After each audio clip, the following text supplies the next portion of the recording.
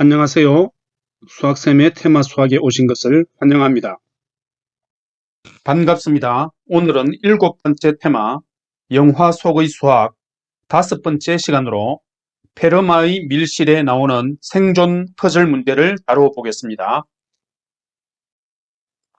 페르마의 밀실은 서로 모르는 4명의 수학자들이 자칭 페르마라는 수수께끼 같은 인물의 파티에 초대를 받습니다. 명목은 어떤 중요한 수학 문제를 풀어달라는 것이었습니다.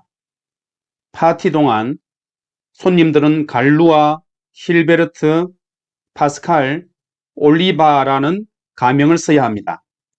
갈루아는 유명한 골드바흐의 추측을 증명해냈다고 주장하는 수학 전공 학생이고, 힐베르트는 나이가 지긋한 수학자이며 파스칼은 엔지니어입니다.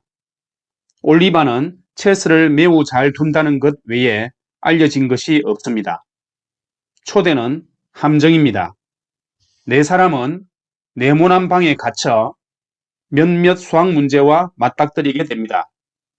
매번 지정된 시간 안에 어떤 퍼즐을 풀지 못하면 방의 벽들이 거리를 좁히며 다가옵니다.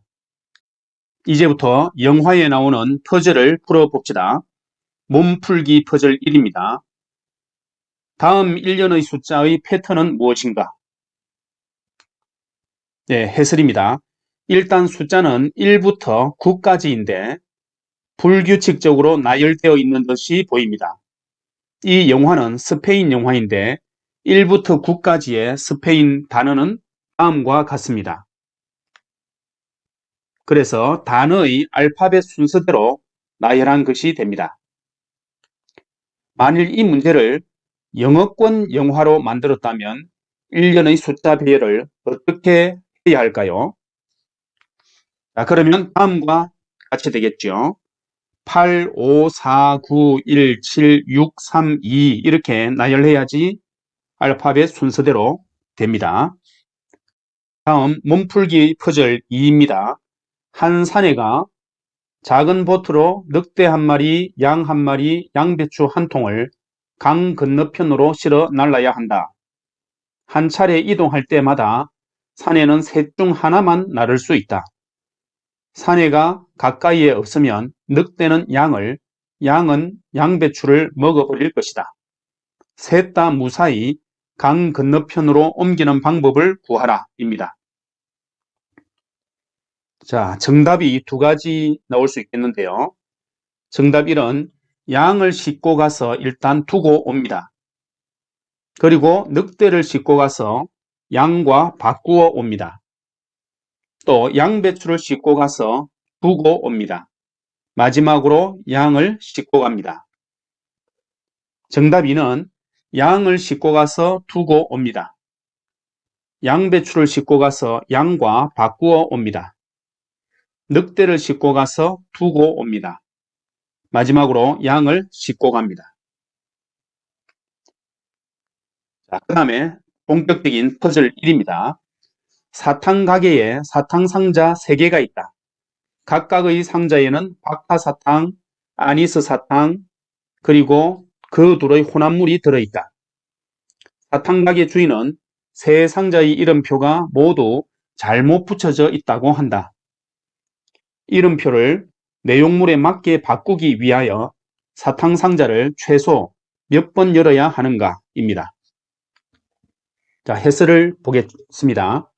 어떤 상자든지 한 번만 열면 됩니다.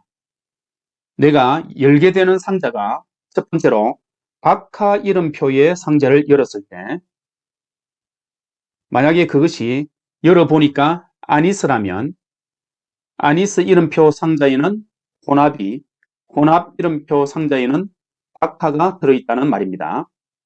만약에 열어보니까 혼합이라면 아니스 이름표 상자는 박하가 되고 혼합 이름표 상자는 아니스가 되겠죠. 자, 이런 방법으로 열어본 것이 아니스 이름표의 상자일 때, 또 혼합 이름표의 상자일 때도 똑같이 다 구할 수가 있겠습니다. 자, 그 다음 퍼즐 2번입니다. 다음 메시지를 해독해라 하고서 0과 1이 불규칙하게 쭉 나열되어 있는 것처럼 보입니다.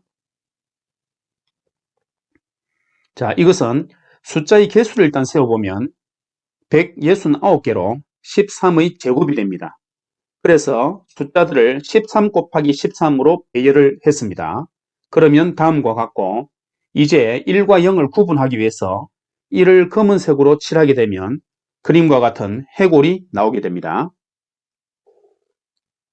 다음 퍼즐 3입니다. 방 안에는 백열 전구가 하나 있고 방 밖에는 스위치가 3개가 있으며 이 중 하나만 전등을 켤 수 있다.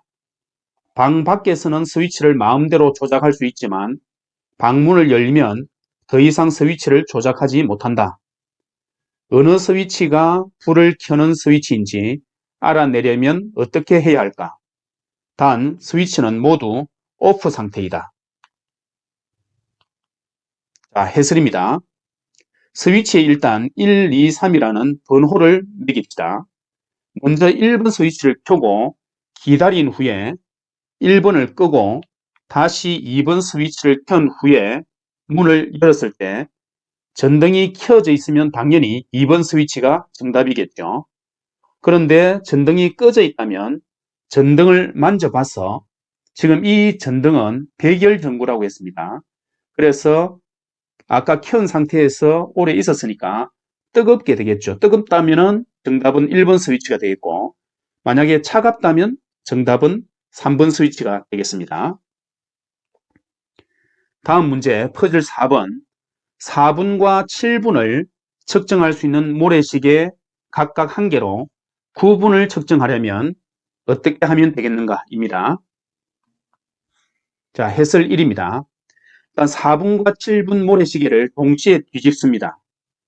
그럼 4분 후에 4분 모래시계가 모두 내려가면 이것을 다시 뒤집습니다. 그러면 현재까지 흐른 시간은 4분이겠죠. 그 다음에 3분이 지나면 3분 후에는 7분 모래시계가 모두 내려갈 텐데 그것을 다시 뒤집습니다. 현재까지 흐른 시간은 7분이죠. 그리고 1분 후에 4분 모래시계가 모두 내려가면 그때의 7분 모래시계를 뒤집습니다. 그러면 현재까지 흐른 시간은 8분이고 이제 1분 후에 9분 모래시계가 모두 내려가면 끝이 납니다. 그래서 현재까지 흐른 시간은 9분이 되겠죠. 자, 또 다른 방법 해설인데 4분과 7분 모래시계를 동시에 뒤집습니다. 4분 후에 4분 모래시계가 모두 내려가면 다시 그것을 뒤집습니다. 그리고 3분 후에 7분 모래시계가 모두 내려가면 4분 모래시계에 남은 시간이 1분이 되겠죠. 자, 시작 시간을 어떻게 해라 하는 말이 없었기 때문에 지금부터 시간을 재는 겁니다. 그러면 1분 후에 4분 모래시계가 모두 내려갈 텐데 그때 다시 뒤집는데 현재까지 흐른 시간은 1분이죠.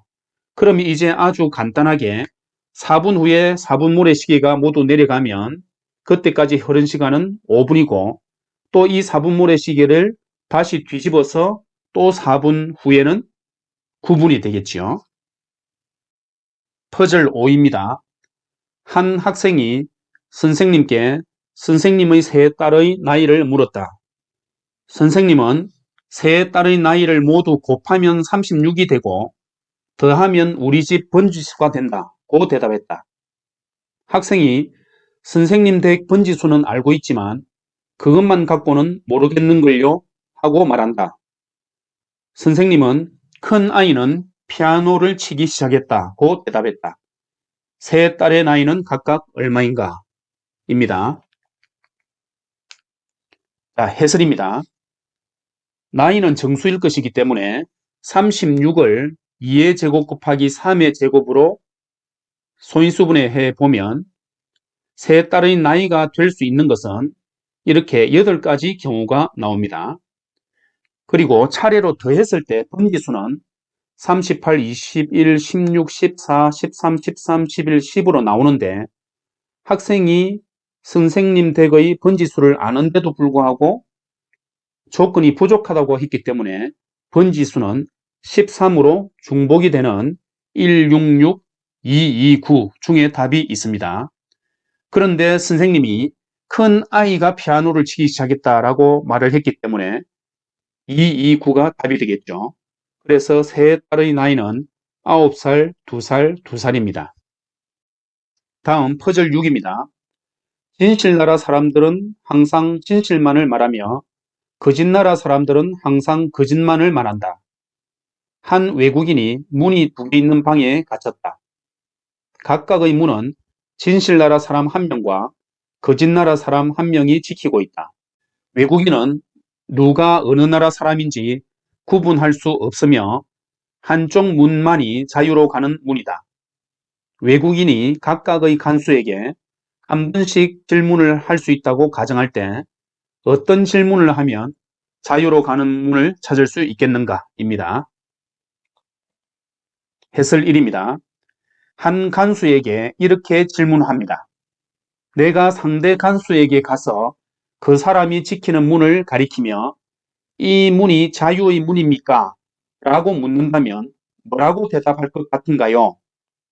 그 답을 듣고 상대 간수에게 가서 질문하면 자유의 문을 알 수 있습니다. 경우를 따져보죠. 첫 번째, 첫 질문을 한 간수가 만일 진실나라 사람일 때 예라고 대답할 것입니다. 라고 답할 것입니다. 상대 간수는 거짓나라 사람이므로 분명 예라고 대답할 것입니다. 그러면 첫 질문을 한 간수가 진실나라 사람이라는 것이 판명이 납니다. 두 번째로 첫 질문을 한 간수가 거짓나라 사람일 때 아니오라고 대답할 것입니다. 라고 답할 것입니다. 상대 간수는 진실나라 사람이므로 분명 예라고 대답하겠죠. 그러면 첫 질문을 한 간수가 거짓나라 사람이라는 것이 판명이 납니다.